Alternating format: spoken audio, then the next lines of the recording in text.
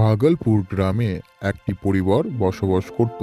তারা ছিল খুব গরিব এবং তাদের একটি চপের দোকান ছিল। সেই দোকানে তাদের ব্যবসা মোটামুটি ভালো হতো না। যদিও বা কোনোদিন ভগবানের আশীর্বাদে ব্যবসা ভালো হতো, তো তাদের সেদিনকার সংসারটা খুব ভালো মতো চলতো। তাদের দিন মোটামুটিভাবে কাটতে থাকে। হঠাৎ একদিন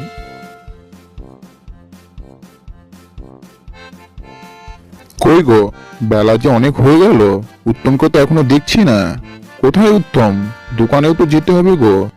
দেখো, ওই ঘরে গিয়ে উত্তম মনে হয় এখনো ঘুমিয়ে আছে। কই রে উত্তম, উঠ বাবা উঠ, তাড়াতাড়ি উঠ, দোকানে যেতে হবে। কই রে উত্তম, যা তাড়াতাড়ি গিয়ে রেডি হয়ে নে।